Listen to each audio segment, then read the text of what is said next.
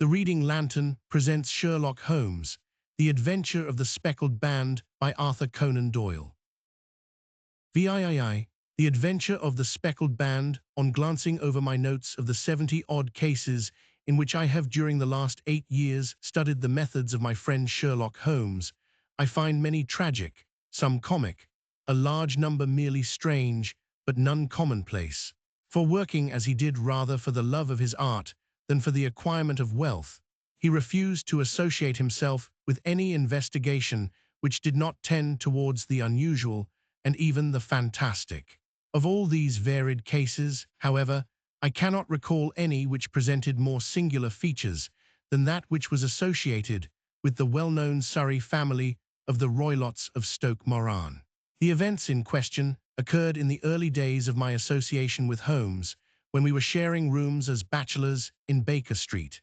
It is possible that I might have placed them upon record before, but a promise of secrecy was made at the time, from which I have only been freed during the last month by the untimely death of the lady to whom the pledge was given.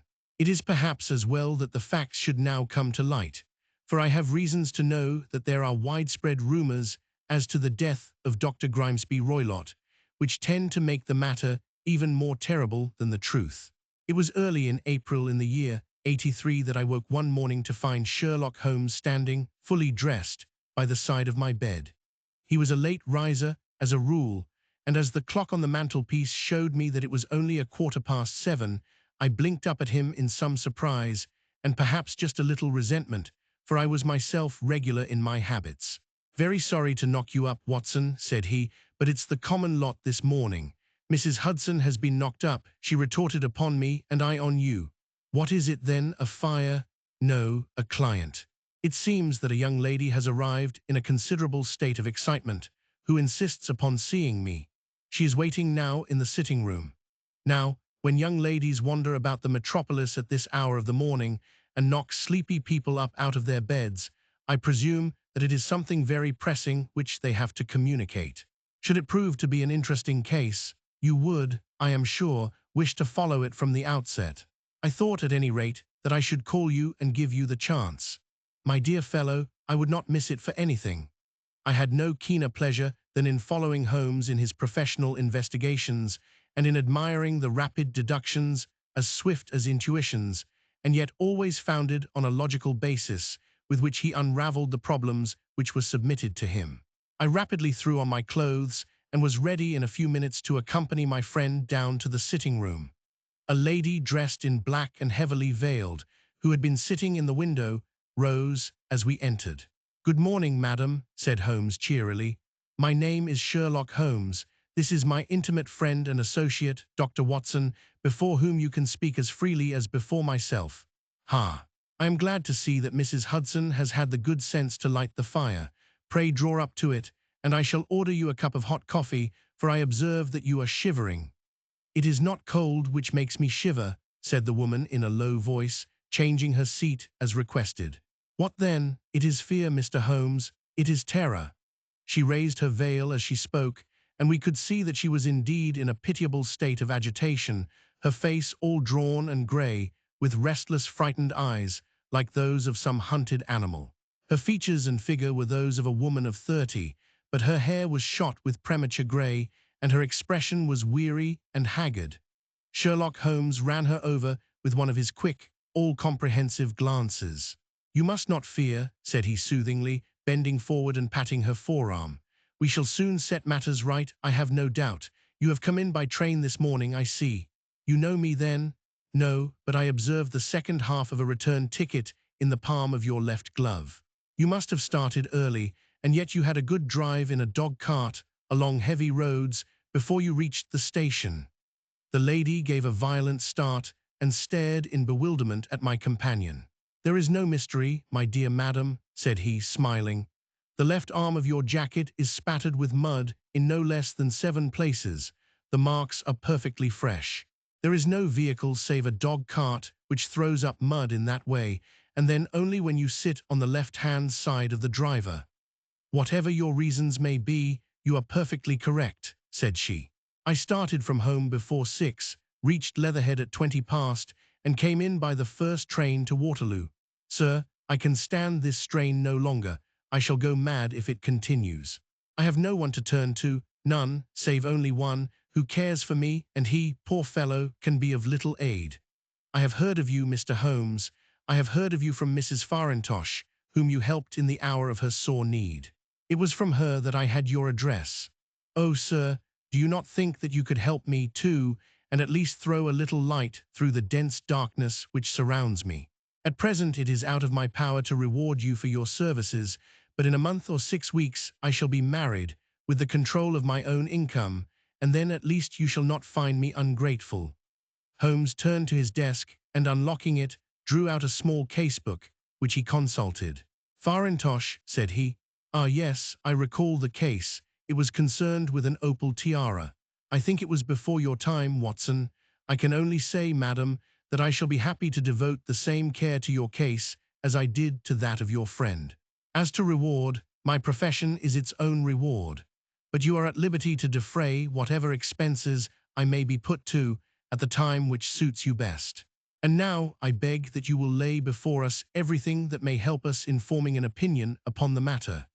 Alas, replied our visitor, the very horror of my situation lies in the fact that my fears are so vague, and my suspicions depend so entirely upon small points, which might seem trivial to another, that even he to whom of all others I have a right to look for help and advice looks upon all that I tell him about it as the fancies of a nervous woman. He does not say so, but I can read it from his soothing answers and averted eyes. But I have heard, Mr. Holmes, that you can see deeply into the manifold wickedness of the human heart. You may advise me how to walk amid the dangers which encompass me. I am all attention, madam. My name is Helen Stoner, and I am living with my stepfather, who is the last survivor of one of the oldest Saxon families in England, the Roylotts of Stoke Moran, on the western border of Surrey. Holmes nodded his head. The name is familiar to me, said he. The family was at one time among the richest in England, and the estates extended over the borders into Berkshire in the north and Hampshire in the west. In the last century, however, 4 successive heirs were of a dissolute and wasteful disposition, and the family ruin was eventually completed by a gambler in the days of the Regency. Nothing was left save a few acres of ground and the 200-year-old house, which is itself crushed under a heavy mortgage. The last squire dragged out his existence there, living the horrible life of an aristocratic pauper. But his only son, my stepfather, seeing that he must adapt himself to the new conditions, obtained an advance from a relative, which enabled him to take a medical degree and went out to Calcutta, where, by his professional skill and his force of character, he established a large practice. In a fit of anger, however, caused by some robberies which had been perpetrated in the house, he beat his native butler to death and narrowly escaped a capital sentence. As it was, he suffered a long term of imprisonment and afterwards returned to England a morose and disappointed man. When Dr. Roylott was in India, he married my mother, Mrs. Stoner, the young widow of Major General Stoner of the Bengal Artillery. My sister Julia and I were twins, and we were only 2 years old at the time of my mother's remarriage. She had a considerable sum of money, not less than £1,000 a year, and this she bequeathed to Dr. Roylott entirely while we resided with him, with a provision that a certain annual sum should be allowed to each of us in the event of our marriage. Shortly after our return to England, my mother died. She was killed 8 years ago in a railway accident near Crewe. Dr. Roylott then abandoned his attempts to establish himself in practice in London and took us to live with him in the old ancestral house at Stoke Moran. The money which my mother had left was enough for all our wants, and there seemed to be no obstacle to our happiness. But a terrible change came over our stepfather about this time. Instead of making friends and exchanging visits with our neighbours, who had at first been overjoyed to see a Roylott of Stoke Moran back in the old family seat, he shut himself up in his house, and seldom came out save to indulge in ferocious quarrels with whoever might cross his path. Violence of temper approaching to mania has been hereditary in the men of the family, and in my stepfather's case it had, I believe, been intensified by his long residence in the tropics. A series of disgraceful brawls took place, two of which ended in the police court, until at last he became the terror of the village, and the folks would fly at his approach, for he is a man of immense strength and absolutely uncontrollable in his anger.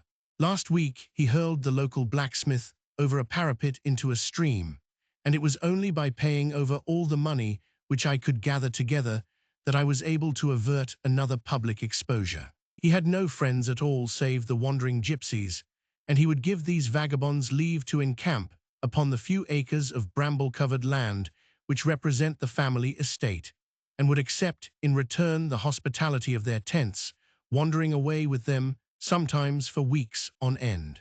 He has a passion also for Indian animals, which are sent over to him by a correspondent, and he has at this moment a cheetah and a baboon, which wander freely over his grounds and are feared by the villagers almost as much as their master. You can imagine from what I say that my poor sister Julia and I had no great pleasure in our lives. No servant would stay with us, and for a long time we did all the work of the house. She was but 30 at the time of her death, and yet her hair had already begun to whiten, even as mine has. Your sister is dead then? She died just 2 years ago, and it is of her death that I wish to speak to you. You can understand that, living the life which I have described, we were little likely to see anyone of our own age and position. We had, however, an aunt, my mother's maiden sister, Miss Honoria Westphale, who lives near Harrow, and we were occasionally allowed to pay short visits at this lady's house. Julia went there at Christmas 2 years ago, and met there a half-pay major of Marines, to whom she became engaged. My stepfather learned of the engagement when my sister returned and offered no objection to the marriage. But within a fortnight of the day which had been fixed for the wedding, the terrible event occurred which has deprived me of my only companion. Sherlock Holmes had been leaning back in his chair with his eyes closed and his head sunk in a cushion, but he half opened his lids now and glanced across at his visitor. "Pray be precise as to details," said he.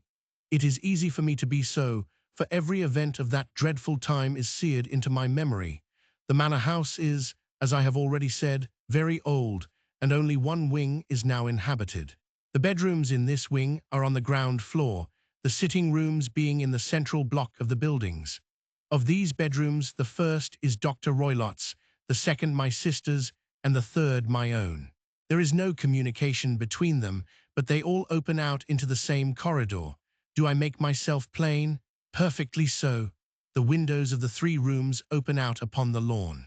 That fatal night, Dr. Roylott had gone to his room early, though we knew that he had not retired to rest, for my sister was troubled by the smell of the strong Indian cigars which it was his custom to smoke.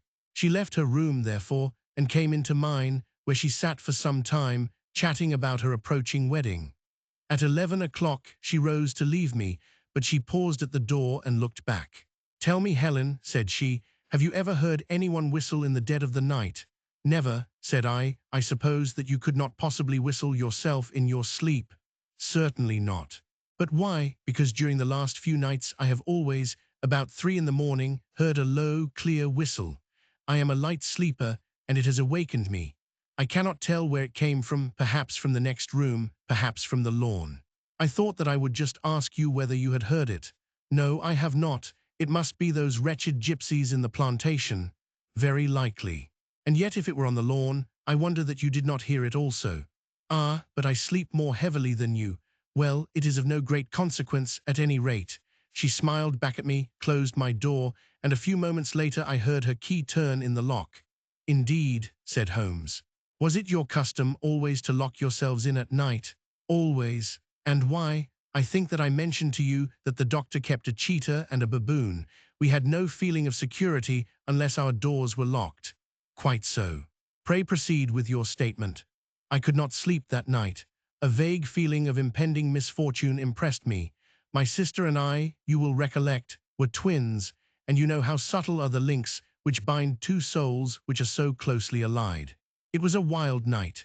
The wind was howling outside, and the rain was beating and splashing against the windows. Suddenly, amid all the hubbub of the gale, there burst forth the wild scream of a terrified woman. I knew that it was my sister's voice. I sprang from my bed, wrapped a shawl round me, and rushed into the corridor. As I opened my door, I seemed to hear a low whistle, such as my sister described, and a few moments later a clanging sound, as if a mass of metal had fallen. As I ran down the passage, my sister's door was unlocked and revolved slowly upon its hinges. I stared at it horror-stricken, not knowing what was about to issue from it. By the light of the corridor lamp, I saw my sister appear at the opening, her face blanched with terror, her hands groping for help, her whole figure swaying to and fro like that of a drunkard. I ran to her and threw my arms round her, but at that moment her knees seemed to give way and she fell to the ground. She writhed as one who is in terrible pain, and her limbs were dreadfully convulsed. At first I thought that she had not recognized me, but as I bent over her, she suddenly shrieked out in a voice which I shall never forget. "Oh my God, Helen, it was the band. The speckled band." There was something else which she would fain have said, and she stabbed with her finger into the air in the direction of the doctor's room, but a fresh convulsion seized her and choked her words. I rushed out, calling loudly for my stepfather, and I met him hastening from his room in his dressing gown. When he reached my sister's side, she was unconscious, and though he poured brandy down her throat and sent for medical aid from the village, all efforts were in vain, for she slowly sank and died without having recovered her consciousness. Such was the dreadful end of my beloved sister. "One moment," said Holmes. "Are you sure about this whistle and metallic sound? Could you swear to it?" That was what the county coroner asked me at the inquiry. It is my strong impression that I heard it, and yet, among the crash of the gale and the creaking of an old house, I may possibly have been deceived. "Was your sister dressed?" "No, she was in her night-dress.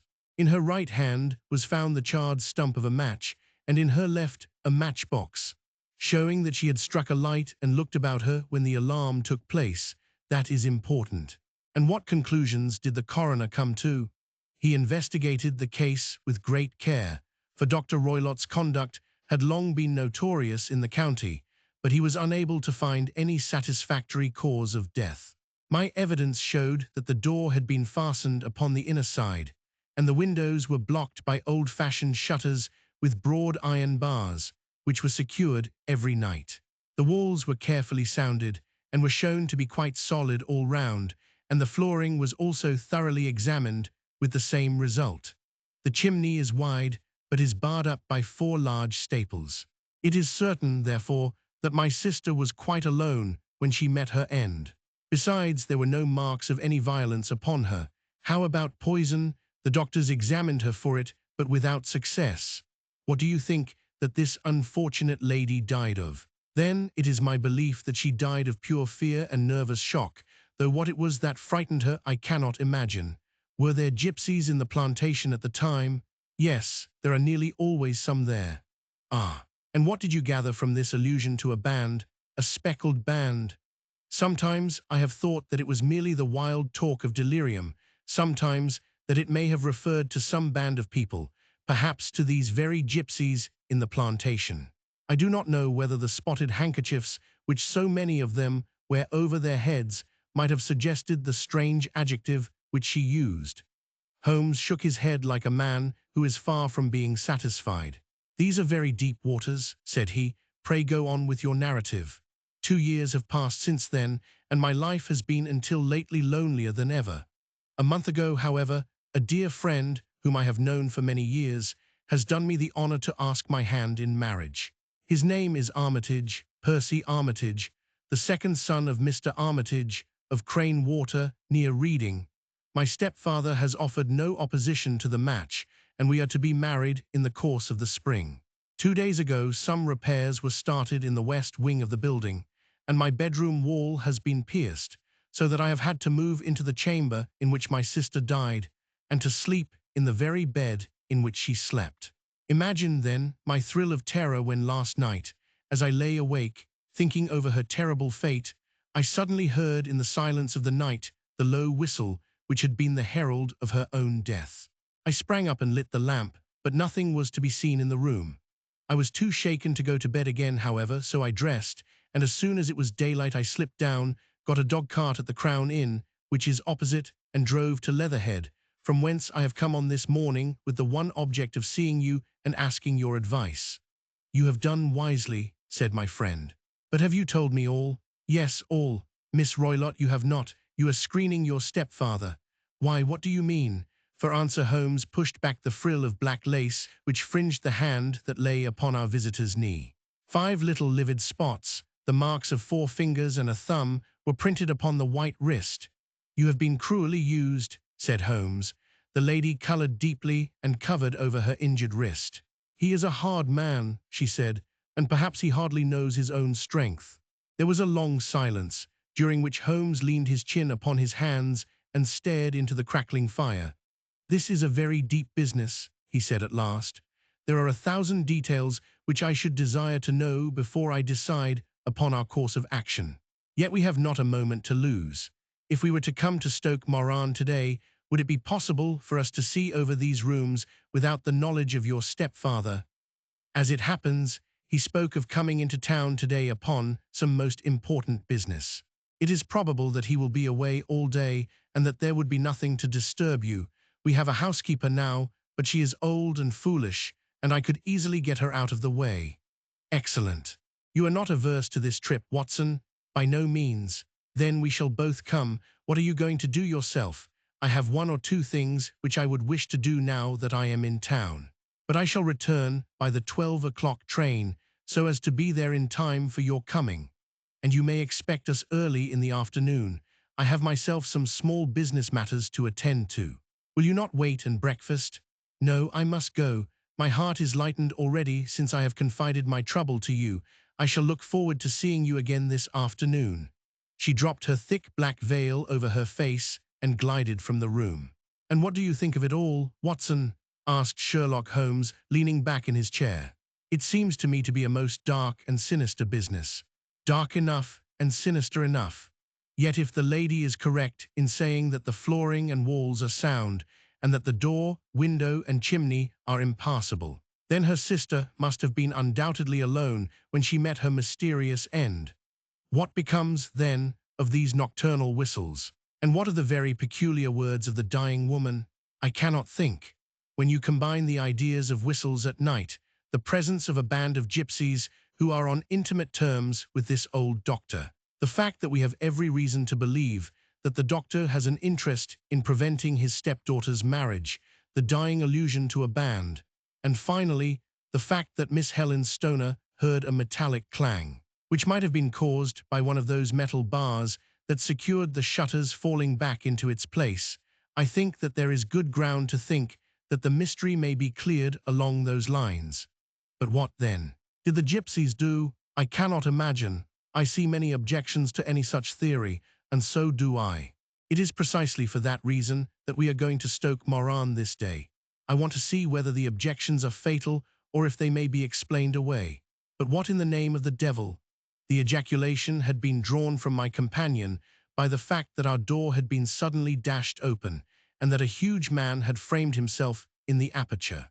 His costume was a peculiar mixture of the professional and of the agricultural, having a black top hat, a long frock coat, and a pair of high gaiters, with a hunting crop swinging in his hand.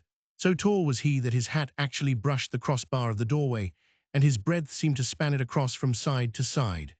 A large face, seared with 1,000 wrinkles, burned yellow with the sun, and marked with every evil passion, was turned from one to the other of us, while his deep-set, bile-shot eyes, and his high, thin, fleshless nose gave him somewhat the resemblance to a fierce old bird of prey. "Which of you is Holmes?" asked this apparition. "My name, sir, but you have the advantage of me," said my companion quietly. "I am Dr. Grimesby Roylott of Stoke Moran." "Indeed, doctor," said Holmes blandly. "Pray take a seat. I will do nothing of the kind. My stepdaughter has been here. I have traced her. What has she been saying to you?" "It is a little cold for the time of the year," said Holmes. "What has she been saying to you?" screamed the old man furiously. "But I have heard that the crocuses promise well," continued my companion imperturbably.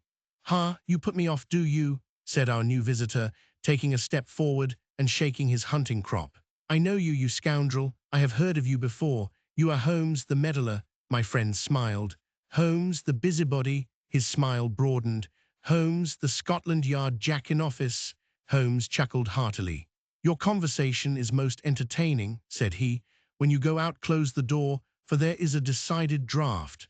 I will go when I have had my say. Don't you dare to meddle with my affairs. I know that Miss Stoner has been here. I traced her. I am a dangerous man to fall foul of. See here. He stepped swiftly forward, seized the poker, and bent it into a curve with his huge brown hands. See that you keep yourself out of my grip, he snarled, and hurling the twisted poker into the fireplace, he strode out of the room. He seems a very amiable person, said Holmes, laughing. I am not quite so bulky, but if he had remained, I might have shown him that my grip was not much more feeble than his own. As he spoke, he picked up the steel poker and with a sudden effort straightened it out again. Fancy his having the insolence to confound me with the official detective force. This incident gives zest to our investigation, however, and I only trust that our little friend will not suffer from her imprudence in allowing this brute to trace her. And now, Watson, we shall order breakfast, and afterwards I shall walk down to Doctor's Commons, where I hope to get some data which may help us in this matter. It was nearly 1 o'clock when Sherlock Holmes returned from his excursion. He held in his hand a sheet of blue paper, scrawled over with notes and figures. I have seen the will of the deceased wife, said he. To determine its exact meaning, I have been obliged to work out the present prices of the investments with which it is concerned. The total income, which at the time of the wife's death was little short of £1,100, is now, through the fall in agricultural prices, not more than £750. Each daughter can claim an income of £250 in case of marriage.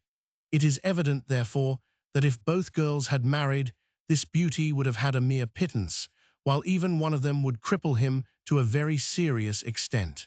My morning's work has not been wasted, since it has proved that he has the very strongest motives for standing in the way of anything of the sort. And now, Watson, this is too serious for dawdling, especially as the old man is aware that we are interesting ourselves in his affairs. So if you are ready, we shall call a cab and drive to Waterloo.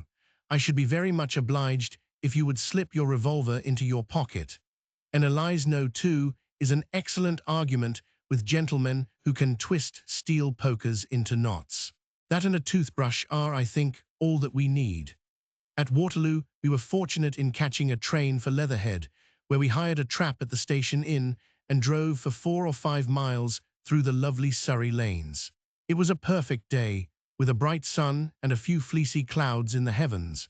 The trees and wayside hedges were just throwing out their first green shoots, and the air was full of the pleasant smell of the moist earth. To me, at least, there was a strange contrast between the sweet promise of the spring and this sinister quest upon which we were engaged. My companion sat in the front of the trap, his arms folded, his hat pulled down over his eyes, and his chin sunk upon his breast, buried in the deepest thought. Suddenly, however, he started, tapped me on the shoulder, and pointed over the meadows. Look there, said he. A heavily timbered park stretched up in a gentle slope, thickening into a grove at the highest point. From amid the branches, there jutted out the grey gables and high roof tree of a very old mansion. Stoke Moran, said he. Yes, sir, that be the house of Dr. Grimesby Roylott, remarked the driver. There is some building going on there, said Holmes. That is where we are going.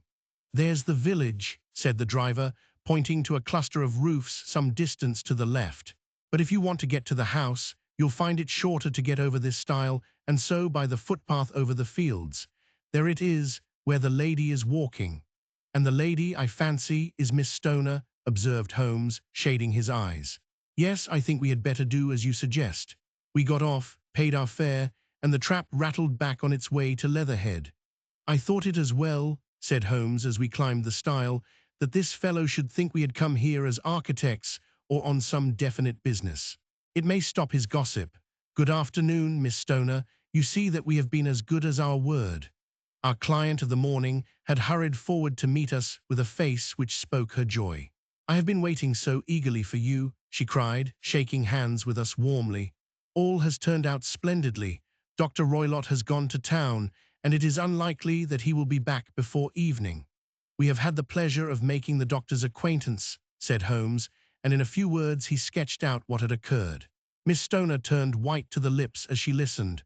"Good heavens," she cried, "he has followed me then, so it appears. He is so cunning that I never know when I am safe from him. What will he say when he returns? He must guard himself, for he may find that there is someone more cunning than himself upon his track. You must lock yourself up from him tonight. If he is violent, we shall take you away to your aunt's at Harrow. Now, we must make the best use of our time, so kindly take us at once to the rooms which we are to examine." The building was of grey, lichen-blotched stone, with a high central portion and two curving wings, like the claws of a crab, thrown out on each side.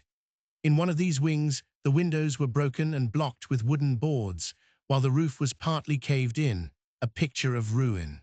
The central portion was in little better repair, but the right-hand block was comparatively modern, and the blinds in the windows, with the blue smoke curling up from the chimneys, showed that this was where the family resided. Some scaffolding had been erected against the end wall, and the stonework had been broken into, but there were no signs of any workmen at the moment of our visit. Holmes walked slowly up and down the ill-trimmed lawn and examined with deep attention the outsides of the windows.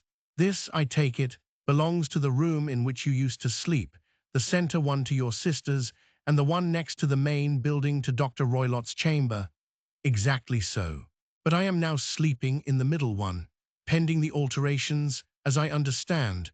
By the way, there does not seem to be any very pressing need for repairs at that end wall." There were none.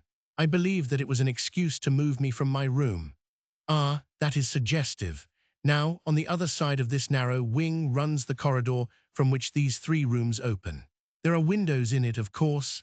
"Yes, but very small ones, too narrow for anyone to pass through. As you both locked your doors at night, your rooms were unapproachable from that side. Now, would you have the kindness to go into your room and bar your shutters?" Miss Stoner did so, and Holmes, after a careful examination through the open window, endeavored in every way to force the shutter open, but without success. There was no slit through which a knife could be passed to raise the bar. Then with his lens he tested the hinges, but they were of solid iron, built firmly into the massive masonry. Said he, scratching his chin in some perplexity, "my theory certainly presents some difficulties. No one could pass these shutters if they were bolted. Well, we shall see if the inside throws any light upon the matter." A small side door led into the whitewashed corridor from which the three bedrooms opened. Holmes refused to examine the third chamber, so he passed at once to the second, that in which Miss Stoner was now sleeping, and in which her sister had met with her fate. It was a homely little room, with a low ceiling and a gaping fireplace, after the fashion of old country houses. A brown chest of drawers stood in one corner, a narrow white counterpaned bed in another, and a dressing table on the left-hand side of the window. These articles, with two small wickerwork chairs, made up all the furniture in the room save for a square of Wilton carpet in the center. The boards round and the paneling of the walls were of brown worm-eaten oak, so old and discolored that it may have dated from the original building of the house. Holmes drew one of the chairs into a corner and sat silent, while his eyes traveled round and up and down, taking in every detail of the apartment. "Where does that bell communicate with?" he asked at last, pointing to a thick bell rope which hung down beside the bed, the tassel actually lying upon the pillow. "It goes to the housekeeper's room. It looks newer than the other things." "Yes, it was only put there a couple of years ago. Your sister asked for it, I suppose?" "No, I never heard of her using it. We used always to get what we wanted for ourselves. Indeed, it seemed unnecessary to put so nice a bell-pull there. You will excuse me for a few minutes while I satisfy myself as to this floor." He threw himself down upon his face with his lens in his hand and crawled swiftly backward and forward, examining minutely the cracks between the boards. Then he did the same with the woodwork with which the chamber was paneled. Finally, he walked over to the bed and spent some time in staring at it and in running his eye up and down the wall. Finally, he took the bell rope in his hand and gave it a brisk tug. "Why, it's a dummy," said he. "Won't it ring?" "No, it is not even attached to a wire. This is very interesting.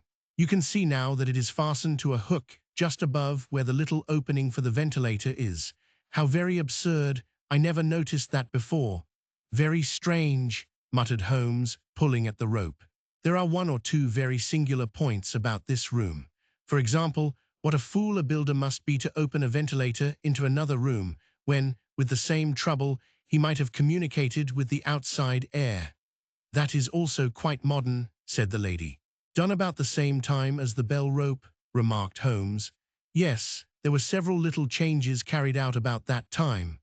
They seem to have been of a most interesting character, dummy bell ropes, and ventilators which do not ventilate. With your permission, Miss Stoner, we shall now carry our researches into the inner apartment. Dr. Grimesby Roylott's chamber was larger than that of his stepdaughter, but was as plainly furnished. A camp bed, a small wooden shelf full of books, mostly of a technical character, an armchair beside the bed, a plain wooden chair against the wall, a round table, and a large iron safe were the principal things which met the eye. Holmes walked slowly round and examined each and all of them with the keenest interest. "What's in here?" he asked, tapping the safe. "My stepfather's business papers." "Oh, you have seen inside, then?" "Only once, some years ago. I remember that it was full of papers. There isn't a cat in it, for example. No, what a strange idea. Well, look at this." He took up a small saucer of milk which stood on the top of it. "No, we don't keep a cat. But there is a cheetah and a baboon." "Ah, yes, of course. Well, a cheetah is just a big cat, and yet a saucer of milk does not go very far in satisfying its wants, I dare say. There is one point which I should wish to determine." He squatted down in front of the wooden chair and examined the seat of it with the greatest attention. "Thank you, that is quite settled," said he, rising and putting his lens in his pocket. "Hullo, here is something interesting." The object which had caught his eye was a small dog lash hung on one corner of the bed. The lash, however, was curled upon itself and tied so as to make a loop of whipcord. "What do you make of that, Watson? It's a common enough lash, but I don't know why it should be tied." "That is not quite so common, is it? Ah me, it's a wicked world, and when a clever man turns his brains to crime it is the worst of all. I think that I have seen enough now, Miss Stoner, and with your permission we shall walk out upon the lawn." I had never seen my friend's face so grim or his brow so dark as it was when we turned from the scene of this investigation. We had walked several times up and down the lawn, neither Miss Stoner nor myself liking to break in upon his thoughts before he roused himself from his reverie. "It is very essential, Miss Stoner," said he, "that you should absolutely follow my advice in every respect." "I shall most certainly do so. The matter is too serious for any hesitation. Your life may depend upon your compliance. I assure you that I am in your hands. In the first place, both my friend and I must spend the night in your room."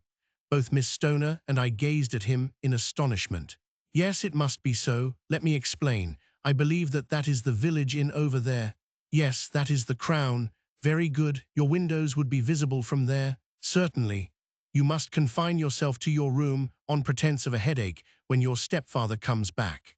Then when you hear him retire for the night, you must open the shutters of your window, undo the hasp, put your lamp there as a signal to us, and then withdraw quietly with everything which you are likely to want into the room which you used to occupy.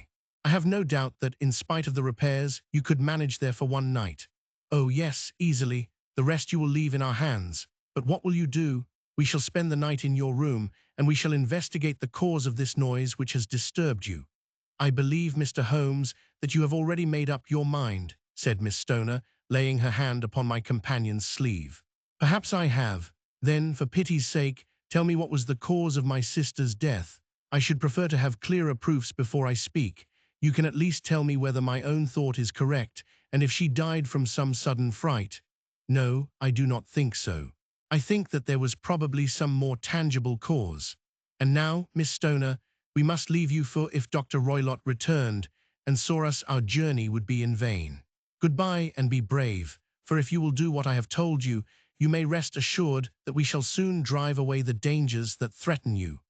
Sherlock Holmes and I had no difficulty in engaging a bedroom and sitting room at the Crown Inn. They were on the upper floor, and from our window we could command a view of the avenue gate and of the inhabited wing of Stoke Moran Manor House. At dusk, we we saw Dr. Grimesby Roylott drive past, his huge form looming up beside the little figure of the lad who drove him. The boy had some slight difficulty in undoing the heavy iron gates, and we heard the hoarse roar of the doctor's voice and saw the fury with which he shook his clenched fists at him. The trap drove on, and a few minutes later we saw a sudden light spring up among the trees as the lamp was lit in one of the sitting rooms. "Do you know, Watson," said Holmes, as we sat together in the gathering darkness, "I have really some scruples as to taking you tonight. There is a distinct element of danger. Can I be of assistance? Your presence might be invaluable." "Then I shall certainly come. It is very kind of you. You speak of danger. You have evidently seen more in these rooms than was visible to me." "No, but I fancy that I may have deduced a little more." "I imagine that you saw all that I did." "I saw nothing remarkable save the bell rope, and what purpose that could answer, I confess, is more than I can imagine." "You saw the ventilator too?" "Yes, but I do not think that it is such a very unusual thing to have a small opening between two rooms. It was so small that a rat could hardly pass through. I knew that we should find a ventilator before ever we came to Stoke Moran." "My dear Holmes." "Oh, yes, I did. You remember in her statement she said that her sister could smell Dr. Roylott's cigar. Now, of course, that suggested at once that there must be a communication between the two rooms. It could only be a small one, or it would have been remarked upon at the coroner's inquiry. I deduced a ventilator, but what harm can there be in that? Well, there is at least a curious coincidence of dates. A ventilator is made, a cord is hung, and a lady who sleeps in the bed dies. Does not that strike you? I cannot as yet see any connection. Did you observe anything very peculiar about that bed?" "No, it was clamped to the floor." "Did you ever see a bed fastened like that before?" "I cannot say that I have." "The lady could not move her bed. It must always be in the same relative position to the ventilator and to the rope, or so we may call it, since it was clearly never meant for a bell pull." "Holmes," I cried, "I seem to see dimly what you are hinting at. We are only just in time to prevent some subtle and horrible crime." "Subtle enough and horrible enough. When a doctor does go wrong, he is the first of criminals. He has nerve and he has knowledge. Palmer and Pritchard were among the heads of their profession. This man strikes even deeper, but I think, Watson, that we shall be able to strike deeper still. But we shall have horrors enough before the night is over. For goodness sake, let us have a quiet pipe and turn our minds for a few hours to something more cheerful." About 9 o'clock, the light among the trees was extinguished, and all was dark in the direction of the manor house. 2 hours passed slowly away, and then, suddenly, just at the stroke of 11, a single bright light shone out right in front of us. "That is our signal," said Holmes, springing to his feet. "It comes from the middle window." As we passed out, he exchanged a few words with the landlord, explaining that we were going on a late visit to an acquaintance, and that it was possible that we might spend the night there.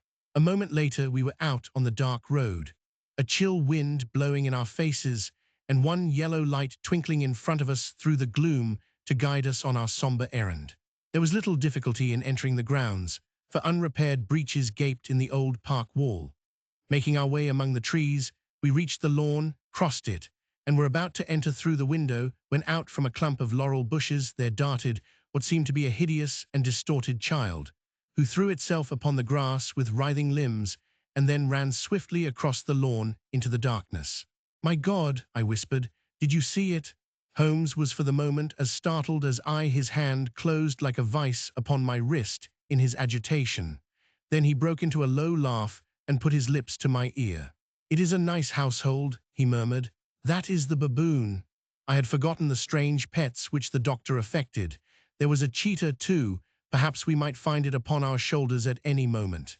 I confess that I felt easier in my mind when, after following Holmes' example and slipping off my shoes, I found myself inside the bedroom. My companion noiselessly closed the shutters, moved the lamp onto the table, and cast his eyes round the room. All was as we had seen it in the daytime. Then, creeping up to me and making a trumpet of his hand, he whispered into my ear again so gently that it was all that I could do to distinguish the words. "The least sound would be fatal to our plans." I nodded to show that I had heard. "We must sit without light," He would see it through the ventilator. I nodded again. Do not go asleep. Your very life may depend upon it. Have your pistol ready in case we should need it. I will sit on the side of the bed, and you in that chair. I took out my revolver and laid it on the corner of the table. Holmes had brought up a long, thin cane, and this he placed upon the bed beside him. By it he laid the box of matches and the stump of a candle. Then he turned down the lamp, and we were left in darkness. How shall I ever forget that dreadful vigil? I could not hear a sound, not even the drawing of a breath, and yet I knew that my companion sat open-eyed within a few feet of me in the same state of nervous tension in which I was myself. The shutters cut off the least ray of light, and we waited in absolute darkness.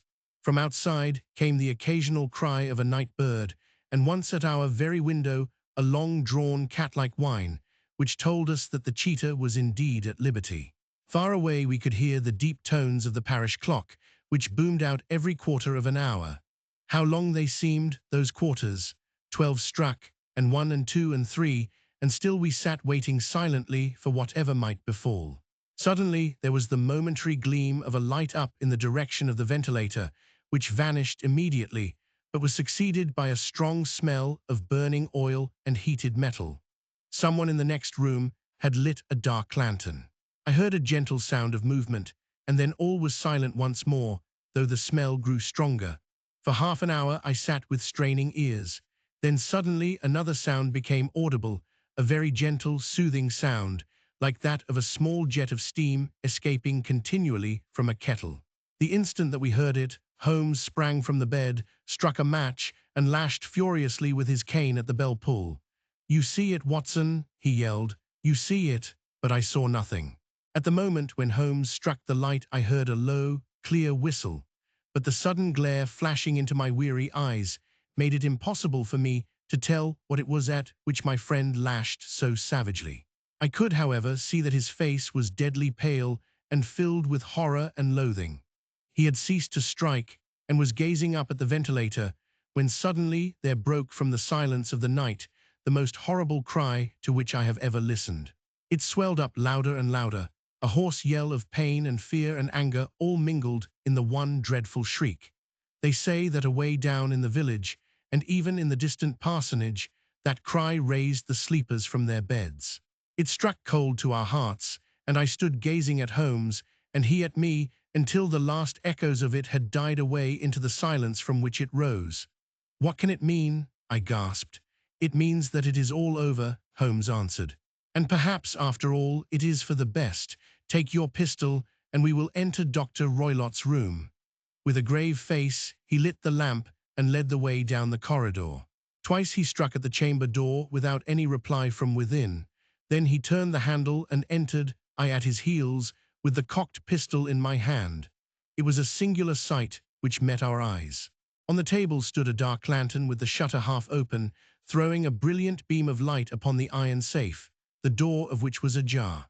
Beside this table, on the wooden chair, sat Dr. Grimesby Roylott, clad in a long grey dressing gown, his bare ankles protruding beneath, and his feet thrust into red heelless Turkish slippers.